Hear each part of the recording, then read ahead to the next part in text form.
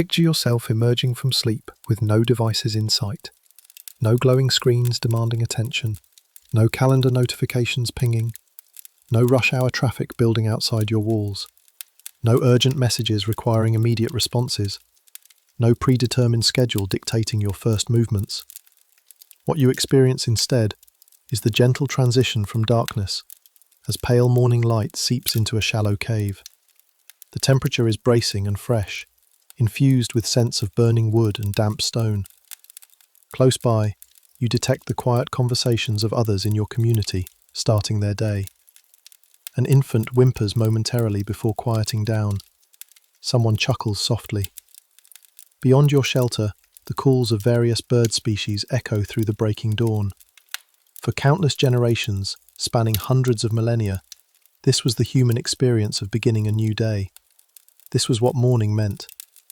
The time period is roughly 40,000 years in the past, give or take several thousand years. Your identity is Homo sapiens, established in territories we currently refer to as Europe, Africa, or Asia.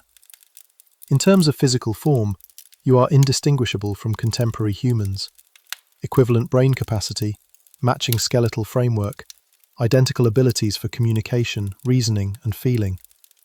Yet your existence, your everyday circumstances, differs so dramatically from modern life that genuine comprehension proves nearly impossible.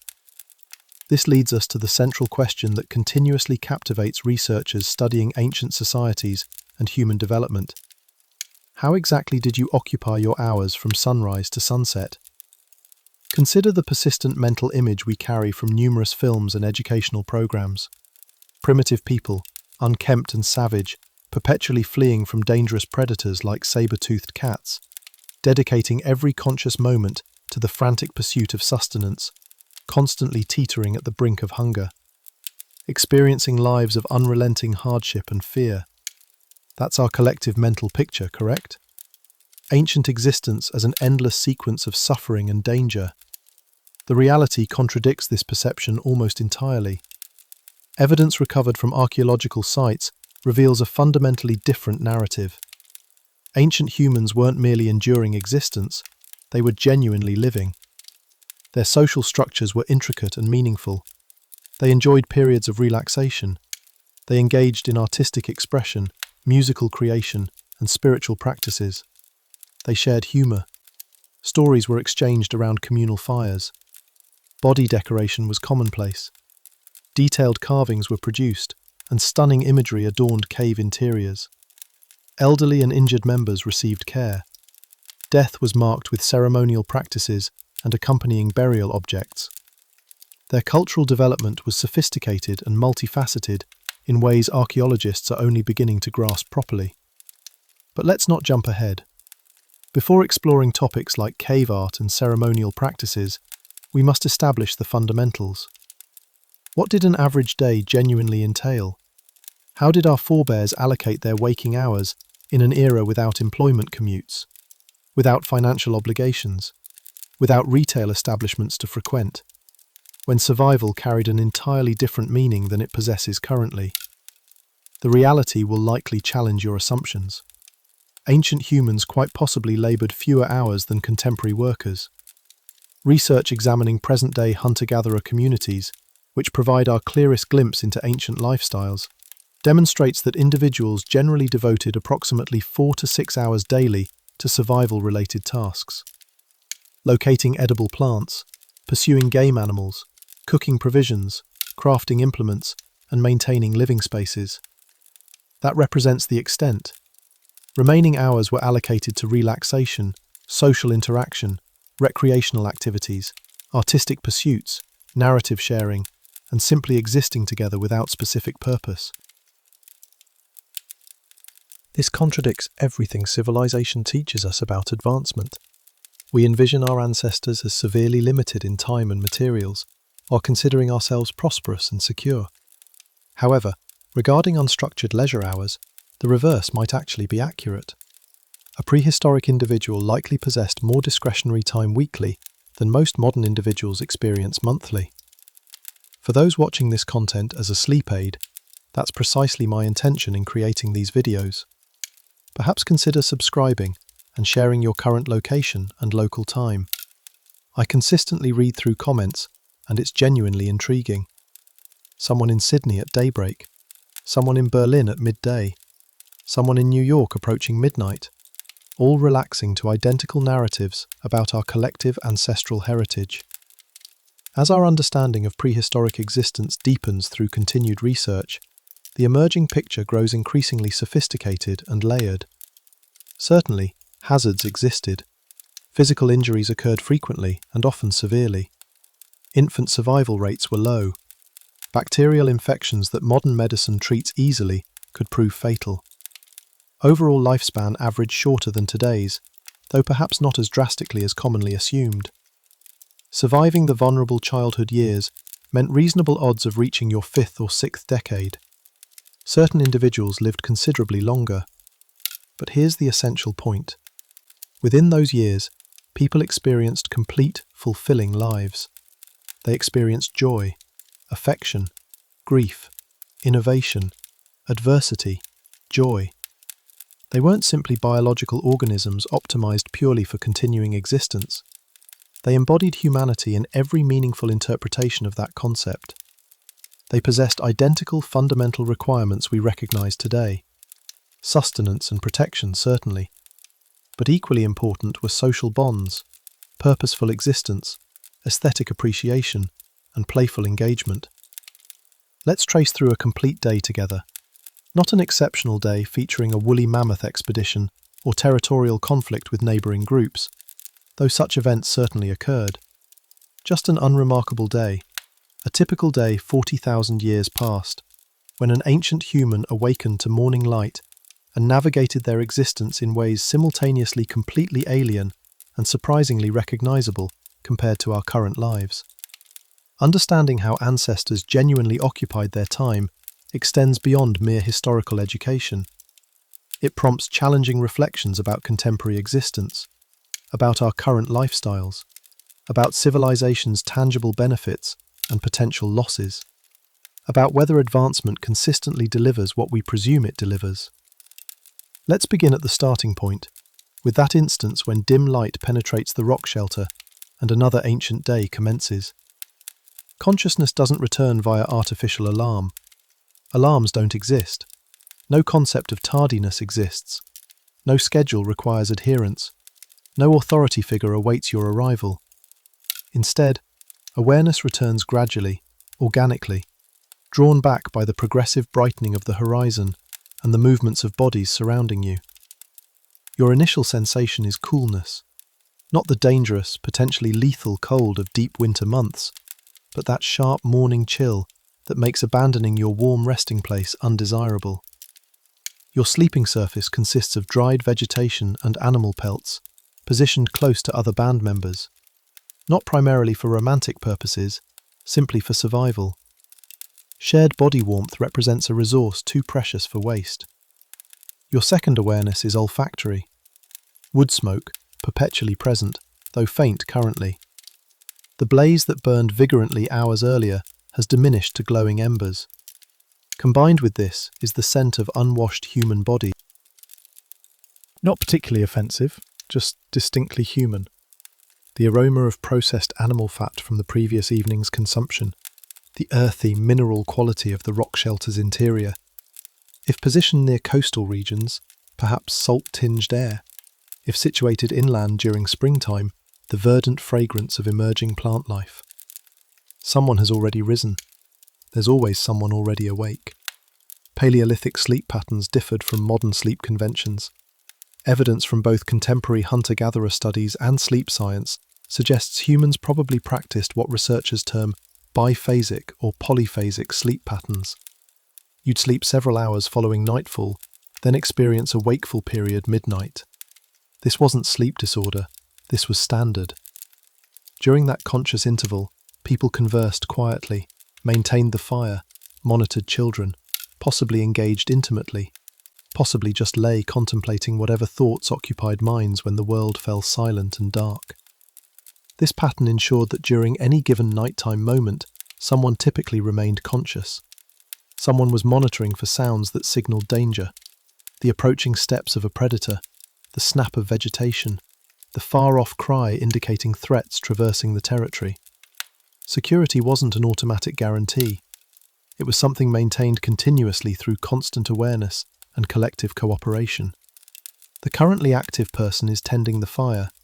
You detect the gentle sounds of movement, the soft scrape of wood being positioned, the faint rush of air as someone blows on embers, coaxing them back to flame. Within moments, orange light flickers against the shelter's walls, pushing back the grey dimness. Warmth begins radiating outward. The fire represents the centre of everything. It provides heat, obviously, light, naturally, but also safety, a boundary marker that most predators recognise and respect instinctively.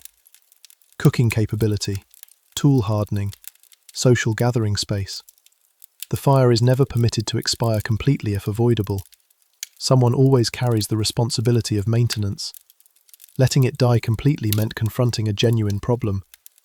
Starting fire from nothing was possible, certainly.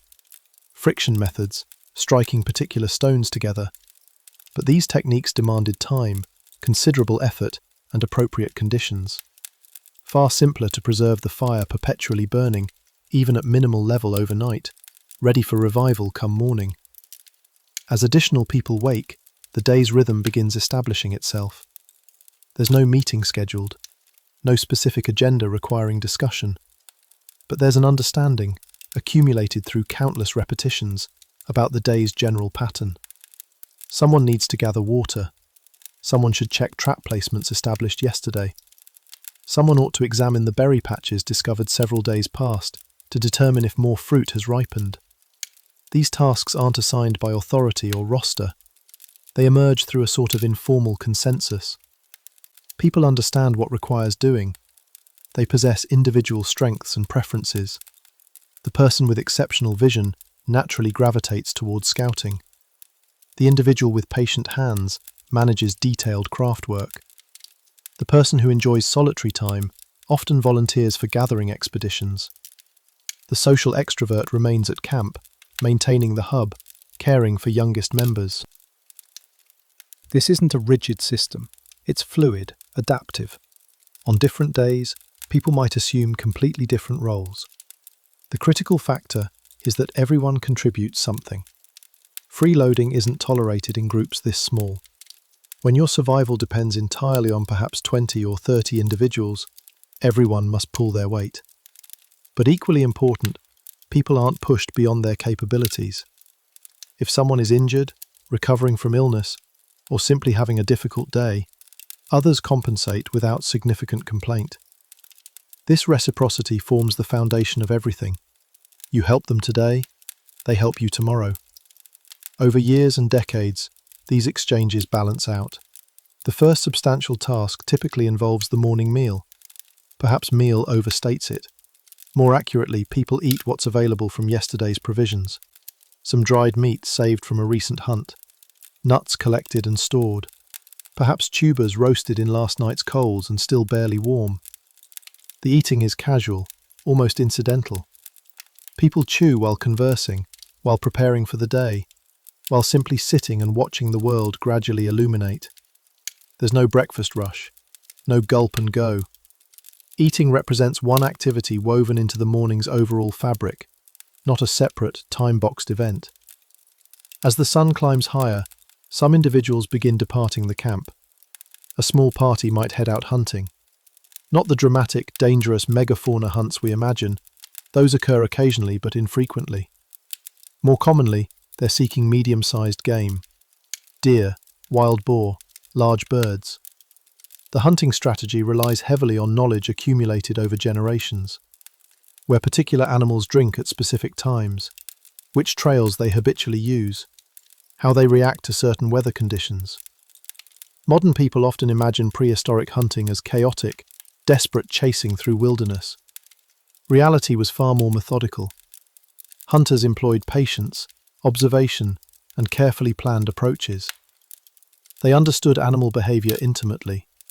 They could read tracks like written language, determining from footprints in mud how recently an animal passed, its size, whether it was injured or healthy, even sometimes its emotional state. They utilised tools designed for specific purposes: spears for larger quarry, atlatls, spear-throwing devices that dramatically increased range and impact force, snares and traps for smaller creatures, bows and arrows in some regions, depending on time period and location. These weren't crude implements. Archaeological specimens reveal remarkable sophistication in design and construction. Meanwhile, other group members fan out in different directions for gathering. This activity provided the majority of calories in most hunter-gatherer societies.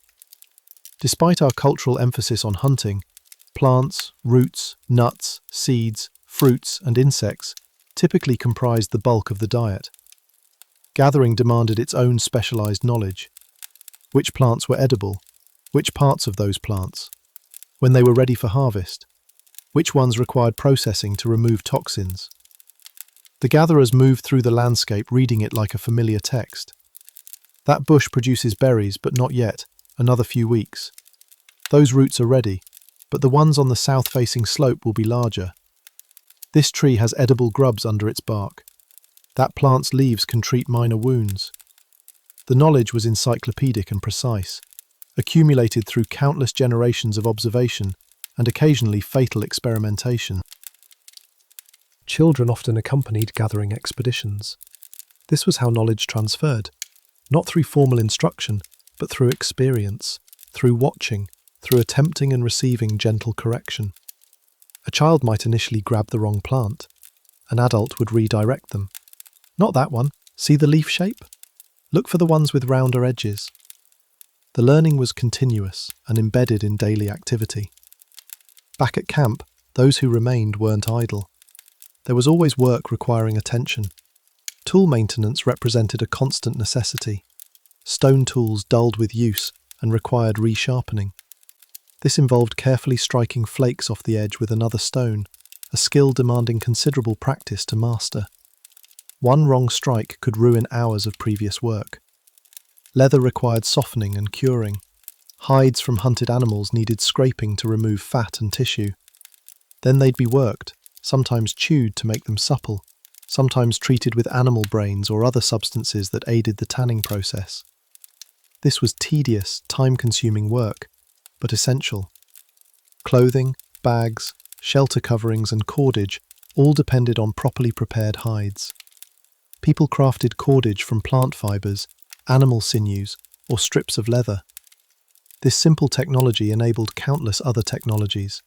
You needed cordage to lash spear points to shafts, to construct snares, to carry bundles, to sew clothing. The making of it was meditative work, hands moving in practiced rhythms while minds wandered or engaged in conversation. Some individuals focused on food preparation. If hunters returned successful, animals needed butchering. This followed precise patterns maximizing utility. Nothing was wasted. Meat for eating, bones for tools, marrow and soup making, sinews for cordage, hide for leather. Organs consumed fresh for their nutrient density. Even hooves and horns found uses. Plant foods required processing too. Some nuts needed cracking. Certain roots benefited from cooking to improve digestibility or reduce bitterness. Berries could be dried for preservation. Throughout all this activity, children played. Not separated in designated play areas, but integrated into the camp's life. Young ones tottered around underfoot, exploring everything within reach. Older children engaged in games that mimicked adult activities. Mock hunting with small spears, practice with slings, building miniature shelters. This play wasn't frivolous. It represented crucial skill development. Children learned through doing, through imitating, through playing at the tasks they'd eventually need to perform genuinely. Adults tolerated remarkable freedom in children's activities. There was supervision, certainly, but not the hovering, constant monitoring common today. The entire community functioned as collective childcare. Multiple adults always present, always peripherally aware of young ones' locations. Midday brought a natural slowing. As temperatures peaked, people often rested. This wasn't laziness, it was intelligent energy management. Why exhaust yourself during the hottest hours when you could wait for cooler conditions? People sought shade, sat and conversed, napped, worked on less physically demanding tasks. This was when stories often emerged. Someone might recount a recent hunt, embellishing it perhaps, extracting humour from a near mistake. An elder might share traditional knowledge, why certain practices were followed, what happened in particularly memorable seasons past, where the best flint deposits could be found. These stories served multiple functions. Entertainment, certainly, but also education, history preservation, social bonding, and cultural transmission. Without writing, oral tradition carried the entire weight of accumulated knowledge. Stories made information memorable and ensured its persistence across generations. The afternoon saw renewed activity as heat diminished. Those who departed early might return. Hunters carrying game slung on poles between them, gatherers with baskets or hide bags loaded with whatever the landscape offered that day. Their return often sparked small celebrations. Successful hunts meant everyone would eat well. Abundant gathering meant resources could be stored for leaner times. The evening meal represented the day's most substantial eating period. This was when freshly killed meat got cooked, when multiple dishes might be prepared simultaneously, when the entire group gathered to share food and company. Cooking methods were straightforward but effective. Meat roasted directly on coals or suspended above flames. Food wrapped in leaves and buried in hot ashes. Stews prepared in hide containers, heated with fire-heated stones. The eating itself was social and prolonged. People didn't rush through meals. Food was savoured. Conversation flowed. Laughter erupted. Disputes occasionally surfaced and got worked through. This gathering time served as the social glue binding the group together. The shared meal was more than nutrition. It was affirmation of belonging, of mutual dependence, of collective survival. Food distribution followed unwritten but universally understood rules. Successful hunters didn't hoard their kill. It was shared, often with remarkable generosity. The person who made the kill might actually receive no larger portion than anyone else. This wasn't altruism in the modern sense. It was practical insurance. Today you share your successful hunt. Tomorrow, when someone else succeeds and you return empty-handed, they share with you. Over time, everyone benefits. Elders and young children often received choice portions. This made practical sense. Elders carried invaluable knowledge. Losing them meant losing irreplaceable information about rare events, distant resources, and traditional techniques. Children represented the group's future. Investing in their nutrition and survival was investing in collective continuity. Those who couldn't contribute in typical ways, the injured, the chronically ill, were still fed, still included. Evidence from ancient remains shows individuals who survived for years with severe disabilities. Someone who couldn't walk independently, someone missing a limb, someone with debilitating illness. They survived because the group cared for them, fed them, protected them. This challenges our assumptions about prehistoric brutality. These were people who valued each other beyond mere utility. As daylight faded and darkness deepened, activity naturally shifted. Without artificial lighting, nighttime options were limited. The fire became even more central, the gathering point, the source of light and warmth. People arranged themselves around it in comfortable configurations. Close family members clustered together, friends sat in conversation. Someone might be working on a project that firelight permitted, sharpening a tool, sewing a garment, carving a piece of bone or ivory. Music emerged spontaneously, rhythmic clapping or foot stomping, humming, singing, simple instruments crafted from bone, wood, or hide. The music wasn't necessarily complex by modern standards, but it was deeply felt, tied to rhythm and emotion in ways that transcended mere entertainment. Dancing occurred too. Not elaborate choreography, but movement responding to rhythm, to feeling, to the simple joy of physical expression. Children danced wildly, unself-consciously. Adults moved with more measured grace. Everyone participated according to their ability and inclination. This was art and ritual and social bonding and physical exercise all merged into single organic expression. Deep into the night, as people gradually settled towards sleep, the tone shifted again. Conversations grew quieter, more intimate, Couples might withdraw slightly for privacy, though true isolation was nearly impossible and rarely sought. Parents soothed children towards sleep with lullabies or quiet stories. Adolescents whispered together, forming the bonds and alliances that would structure their adult social lives. Some individuals remained alert longer, designated or simply naturally wakeful. They maintained the fire, adding fuel periodically. They listened to the night sounds. The distant calls of nocturnal animals, the rustle of wind through vegetation, the small sounds of creatures moving in darkness. They watched the stars wheeling overhead, tracking their familiar patterns, perhaps pondering whatever thoughts fill human minds when the world sleeps and consciousness expands into the silence. Eventually, even these watchful individuals allowed themselves to drift. The fire subsided to reliable coals. Any dogs present settled their heads on paws. For several hours, this small cluster of humanity existed in maximum vulnerability. Eyes shut, weapons unreachable, minds wandering through dreams. Yet simultaneously, they possessed multiple layers of protection. Knowledge of safe camping locations, a carefully tended fire, elevated sleeping platforms distancing them from the cold ground, a circle of relatives who'd respond if someone called out, the warning response of animals that chose to coexist with humans. This cycle represented what daily life ultimately meant. Not constant struggle, not unending labour, but a rhythm of effort balanced with rest. Hours of focused work punctuated by extended periods of low-key, unstructured time. Communal activity interspersed with individual pursuits. Movement following seasonal patterns and daily light variations. That equilibrium is what contemporary society tends to overlook. Despite possessing machines that handle our physical labour and illumination that transforms night into day, and carrying more information in our pockets than any ancient human could imagine accessing, somehow, numerous modern individuals end up with less genuine leisure than our ancestors possessed. Less truly unstructured time. Fewer evenings spent simply existing and observing without monitoring clocks. The contradiction runs deep. We've constructed tools designed to liberate our time, then refilled that liberated time with constant stimulation.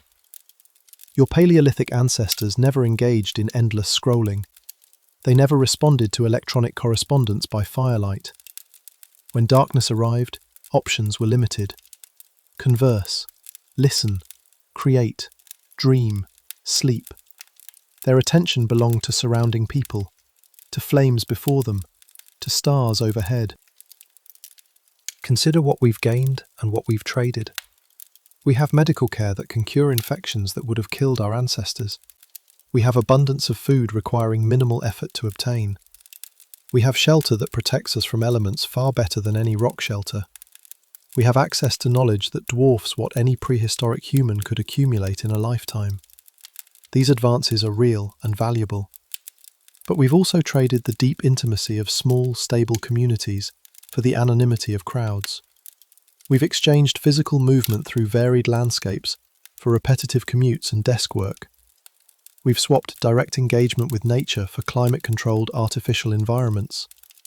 We've replaced meaningful work producing tangible results for abstract labour whose purpose often feels unclear. Most significantly, we've traded time itself. Our ancestors had approximately 4 to 6 hours of necessary work daily, leaving substantial discretionary time. Modern workers often spend 8, 10, 12 hours in labour-related activities, commuting, preparing for work, recovering from work. Then we fill remaining time with chores, errands, and digital distractions that didn't exist for our ancestors. This isn't to romanticize prehistoric life. Losing a child to illness or injury was devastating then as now, but far more common. Chronic pain from injuries without modern treatment was ordinary. Hunger during lean seasons was real. Violence between groups occurred. Life was genuinely harder in numerous concrete ways. But it's also important to question the narrative of pure progress, the assumption that everything about modern life represents improvement. When we examine what early humans actually did all day, we see they had things we're now desperate to reclaim. Real community, regular contact with nature, work that produced immediate, visible results, ample time for rest and social connection, the ability to be truly present rather than perpetually distracted. The challenge for us isn't to return to prehistoric existence. That's neither possible nor desirable. The challenge is to identify what was valuable in that ancient rhythm of life and find ways to incorporate it into modern existence, to create spaces for genuine community, to spend time in natural settings, to build in periods of true rest, to protect attention from constant digital demands, to remember that productivity isn't the only measure of a day's worth. Strip away technological overlay, and the fundamental elements that mattered then continue mattering now.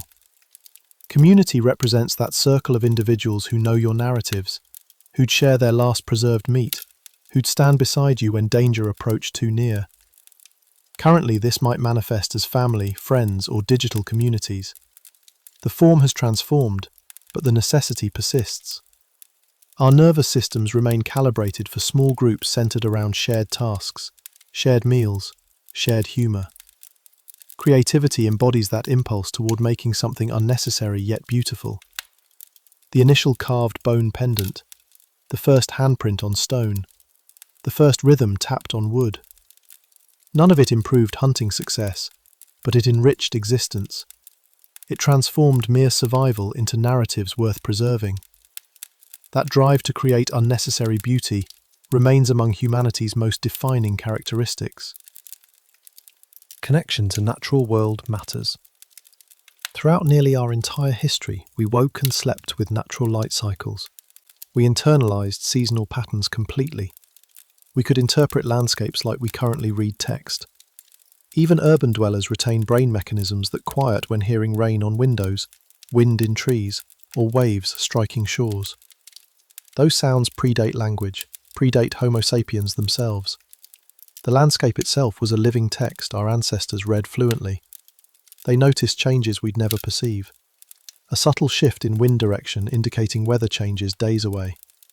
Bird behavior suggesting predator movement in the distance. The particular green of vegetation revealing underground water sources. Plant flowering patterns predicting optimal hunting times as certain animals migrated following seasonal food sources. This knowledge wasn't academic. It was survival encoded in practical wisdom, passed down through demonstration and experience. A grandmother pointing out which mushrooms were safe. A father showing how to follow animal trails to water. A sibling explaining which trees had the strongest wood for spear shafts. The education was constant, embedded in every walk through the territory, every gathering expedition, every hunting trip. Modern humans often feel disconnected from nature, separated by walls and screens and climate control. But that separation is recent, barely a blink in evolutionary terms. Our bodies and brains are still fundamentally calibrated for the world our ancestors inhabited. We still produce melatonin in response to darkness. Our circadian rhythms still want to sync with solar cycles. Our stress responses still activate most strongly to social threats, rather than abstract dangers like financial insecurity. Understanding this helps explain certain modern discontents. Why so many people feel perpetually exhausted despite labour-saving devices.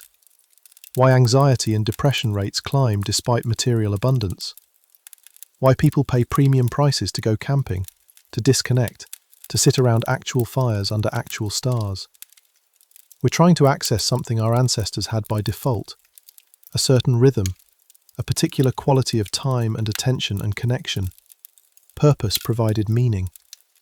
Ancient humans lacked 5-year strategic plans, but they possessed reasons for rising.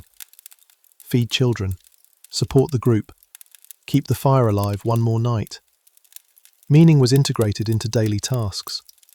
Our purposes may be more abstract currently, but underneath, identical questions persist. Who am I doing this for, and why?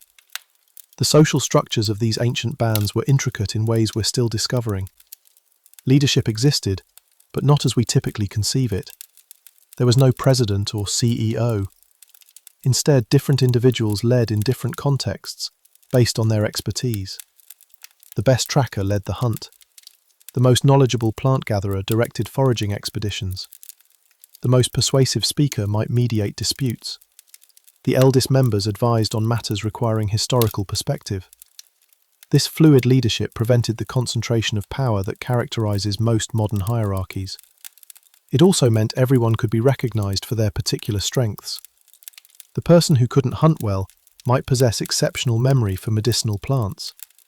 The individual who tired easily physically might excel at intricate craftwork or storytelling. Everyone had value. Everyone had a role. Conflict resolution happened face to face, immediately, necessarily. You couldn't ignore someone you'd be sleeping next to that night. You couldn't avoid someone whose cooperation you'd need tomorrow. Disputes got worked through because they had to be, sometimes through direct discussion, sometimes through mediation by respected elders, sometimes through ritual or ceremony that provided structure for reconciliation. The intimacy of these small bands created both support and pressure. You were never truly alone. For people who needed solitude, this could be challenging. But you were also never truly abandoned. If you fell ill, someone cared for you. If you struggled, someone helped.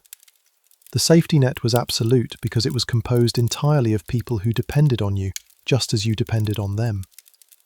When we examine their days, the walking, the watching, the talking, the work interrupted by laughter and silence, what we observe isn't an irretrievable lost world. We see a template, a reminder that fulfilling human days possess certain rhythm, effort and ease, noise and quiet, togetherness and occasional solitude. As you lie here listening, you're already engaging in something profoundly ancient. You're allowing the day to conclude. You're stepping away from the relentless hunt of notifications and digital demands, returning metaphorically toward the fire. If you've enjoyed this gradual journey into the past, consider gently tapping like so the algorithmic systems recognize to show you more content. You can leave a comment if you wish. Perhaps share which part of the world you're listening from. What landscape exists beyond your own shelter tonight? Desert, forest, urban lights, mountain air. It all becomes integrated into this extended circle. If you'd like to walk with us regularly through these quiet historical corners, consider subscribing so you don't miss subsequent stories. And if you feel moved to support the channel more substantially, there's the option to join as a member here on the platform. That helps us create more of these extended, gentle explorations. It's completely optional. Watching, listening, and resting with us is already more than sufficient. For now, you needn't do anything whatsoever. Just imagine this. The fire in your ancestors' camp has burned down to deep, steady coals. Most of the group has already surrendered to sleep, curled beneath furs, breathing slowly and evenly. Someone adds one final piece of wood, more from habit than necessity. Above them, above you, the identical moon drifts across the sky. The same constellations look down, slightly shifted by time's passage, but still recognizably themselves. 40,000 years ago, a child blinked up at those stars, fighting sleep for one more story. Someone reached over, smoothed their hair, promised that the hunt could wait until morning. Tonight, you share that same human need to stop, to be safe, to let the mind loosen its grip on the day. The hunt can wait until morning. The world can wait until morning. For now, you can rest under the same ancient sky that has witnessed every human sleep since time immemorial. The same darkness that cradled your ancestors cradles you now. The same silence that filled their nights fills yours. Rest now. The fire burns low. The stars wheel overhead. And morning, when it comes, will come gently.